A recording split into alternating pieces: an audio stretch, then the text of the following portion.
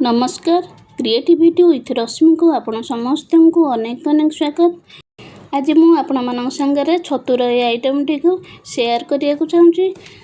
मु आज आलू पियाज और छतुर गोटे भजा आपण मान शिखा चाहूँगी। यही छतु आलूर भजा टी बनवाई मुझे कौन सी मसला यूज करनी कि लंका गुंड यूज करनी केवल तेल आउ फुटण मु बनई आइटम टी। तेज चलतु आम भिडटी को आरंभ करवा। प्रथम आम कड़ई गरम करदे। गरम कर सारापर तेल को पकेबा। ये आप जो तेल भी पकई पारे मुझे किंतु सोरिष तेल पकई आप चाहिए रिफाइन तेल जदि भल लगे खाइबू ताले रिफाइन तेल भी व्यवहार करें। 2-3 चमच सोरिष तेल ये मुझे ताको गरम करवा। तेल गरम हो गला आम से लंका सुखिला लंका आ पंचफुटण पकेबा। जमती आम नॉर्मली घरे सब भजा बनई था ये भजाटी मुझे से सेम वेयर कर राग मसला मुझे देनी। को समस्ते खाईपर बड़ सान पर्यंत समस्त को आइटम टी भल लगे। ये पंचफुटण बदल आप जीरा कि सोरिष भी नहीं पारे। लंका फुटण फुटी सारापर आम पियाज पकईदे। मुझे 2टी पियाज नहीं बड़ साइजर 2टी पियाज नहीं पियाज पकईकि आम भाजीदे। पियाज मिनिमम 50% है पर्यंत आम भाजवा। टिके टिके नाली कलर आसीगला से पर्यंत आम भाजवा पियाज को। तापर आम से आलू पकईवा। पियाज को मिनिमम 2 मिनट पर्यंत आम भाजवा। पियाज हो गला आम से आलू पकईवा। एबे पियाज पाखापाखि हो आसलानी। एबे आम एथर आलू पकईदेवा। मुझे आलू भी 2टा नहीं मीडियम साइजर 2टा आलू नहीं। एबे आम आलू पकईकि पियाज आलू को एक संगे भाजवा।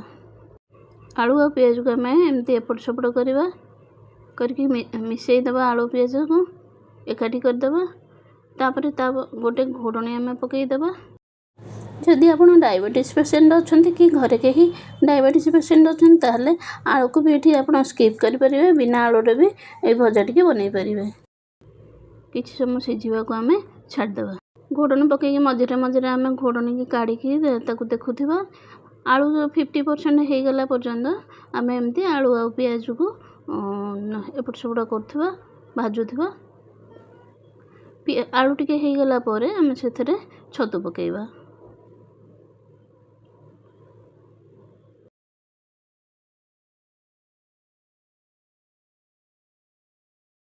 एथर आम छतु पकईदेवा। छतु को प्रथम भल भाव सफा करके धोई थी। हलदी पानी धोई धोई सारापर मुझे भलसे चिपुड़ी देती पानी निगाड़ी देती। तापर आम आपको भजा करवा। आलू पियाज आउ छतु को एकाठी एमती भाजवा। तापर आम टिके लुण आ हलदी पकईदेवा। मु प्रथम लुण आ हलदी किछि भी पकईनी। एबे आवश्यकता अनुसार आम लुण आ हलदी पकईवा।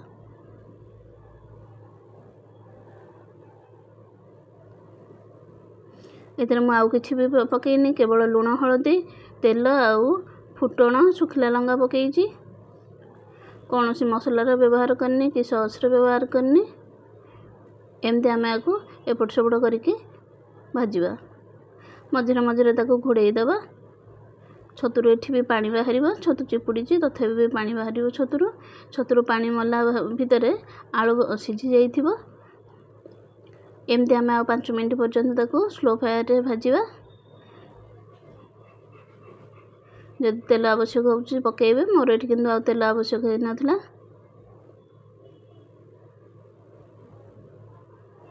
एपरी भाव में आम भाजवा। भाजिकी आगु रुटी भात आप जो थे चाहिए खाईपारे। बर्तमान मोर पाखापाखि भजा हो जाइए। यहपरी भाजिकी छतु को खातु। केमती लगुच कमेंट सेक्शन में कमेंट करंतु।